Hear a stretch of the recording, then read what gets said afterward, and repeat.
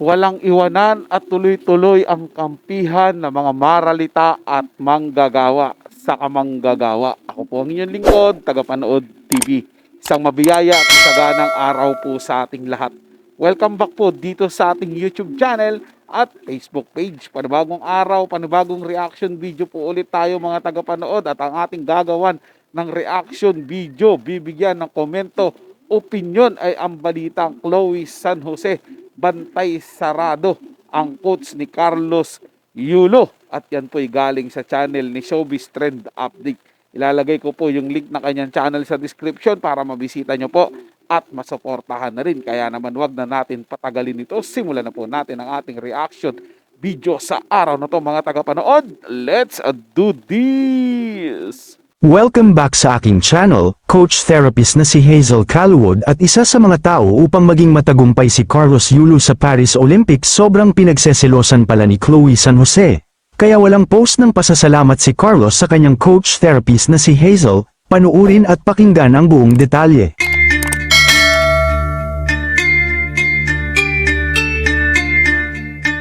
Palagi nang sinasabi ni two-time gold medalist Carlos Yulo na ang naging susi sa kanyang tagumpay ay ang kanyang girlfriend na si Chloe San Jose. Sa kanyang mga nagiging press con palagi niyang sinasabi na si Chloe ang dahilan kung bakit mayroon siyang tinatamasa na tagumpay ngayon.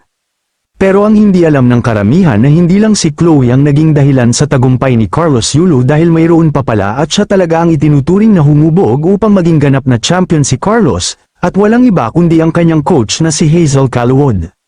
Marami ang nagtataka kung bakit hindi man lang na-mention ni Carlos ang mga tao sa likod ng kanyang tinatamasa na tagumpay ngayon, gayong ito naman talaga ang tumulong sa kanya at hindi si Chloe. Matatandaan din sa naging panayam ng ABS-CBN News kay Hazel, isinalaysay ng therapist ang mga naging paghahanda nila ni Yulo bago masungkit ang gintong medalya. Ayon sa kanya, araw-araw daw niyang kinukuha ang datos ng biomechanics ni Yulo upang matiyak na nasa maayos na kondisyon ng Pinoy gymnast. Tiniyak daw niyang nasa maayos na well-being din si Chloe kaya sinasamahan niya ito sa mga ehersisyo at pagsasanay. At ayon pa sa lumabas na ulat, may nalaman mula sa sports writer na tinanong yata si Chloe kung bakit wala sa mga SOCMED post niya si Coach Hazel pero umiling lang daw ang binata.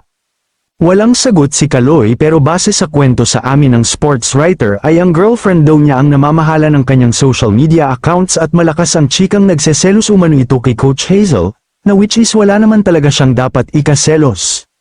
Ayon pa sa source, hindi daw pinapayagan ni Chloe na i-post ni Carlos Yulo yung coaching team niya kasi daw ayaw nitong masapawan, kaya pala silang dalawa lang palagi ang ina-upload ni Chloe. Nagseselos pala si Chloe sa magandang coach-trainer na si Hazel. Kaya naman pala marami ang nagtataka kung bakit laging nakadikit si Chloe Chloe dahil sobrang nagseselos pala ito kay QY Coach Hazel dahil sa ganda at sexy nito. Marami naman ang humanga kay Coach Hazel dahil sa kabila ng hindi pagbanggit ng kanilang pangalan ni Chloe sa social media para pasalamatan, ay still proud pa rin sila sa kanilang alaga, na pagpapakita lang ng kanilang pagiging professional. Paano hindi magsiselo si Chloe San Jose dyan sa coach ni Carlos Yulo? Nakita naman po natin mga tagapanood, napaka-sexy na at napakaganda pa. Diba? Ang layo sa itsura ni Chloe San Jose mga tagapanood. Well, maganda rin naman po si Chloe, pero di hamak po na mas maganda yung coach ni Carlos Yulo mga tagapanood. At sa pasiksihan, ako po, ang layo ng diferensya rin sa coach ni Carlos Yulo. Eh, siyempre, bantay sarado niya po talaga si Carlos. Ito naman si Chloe, masyado talaga nabubulag sa kanyang girlfriend eh. Hindi si Chloe ang dahilan ng kanyang pagkapanalo. Bukod sa talentado siya at magaling siya, eh dahil po yan sa pamilya niya at mga coach niya. Kahit naman po ilagay mo dyan si Chloe, kahit anong gawin ni Chloe dyan, magtatatumbling man yan, o ano man gawing postura niya dyan sa harap ni Carlos Yulo, kung wala pong talento si Carlos Yulo, wala po yung mga magulang na humubog sa kanya, at lalong-lalo na po, wala po yung coach niya na talagang nagturo sa kanya at umalala, hindi naman po siya mananalo. Hindi po makukuha yung kung ano man meron po siya ngayon. At lalong-lalo na hindi niya po makukuha yan kung hindi yan ipinagkaloob ng Diyos sa kanya.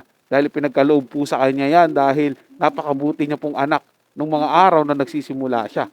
Ewan ko na lang po ngayon mga tagapanood, baka sa isang iglap mabawi po sa kanya lahat ng meron siya ngayon dahil po sa unti-unti niyang pagtalikod sa kanyang pamilya. Well, sana po dumating ang araw. Lagi ko pong sinasabi dito, na ma-realize po ni Carlo Yulo kung ano po yung mawawala sa kanya kapag hindi po niya inayos yung kanyang sarili at nanatili po siya lagi diyan sa pagiging sunod-sunuran sa kanyang girlfriend na si Chloe San Jose. So yun lang po mga tagapanood. Naman nagustuhan nyo po yung ating talakayan sa araw na to. At kung kayo bago lang po na napadaan dito sa ating channel, huwag nyo po sanang kalimutan na mag-subscribe. Hit nyo na rin po notification bell para lagi po kayong updated sa mga bago pang video na ating ilalabas. Share, like, and comment din po kayo mga tagapanood. Atin yung babasahin at pupusuan. So hanggang sa muli po, ito yung Tagapanood TV. Komento at opinion lamang, wala pong personalan. Paalam po at mabuhay po kayong lahat.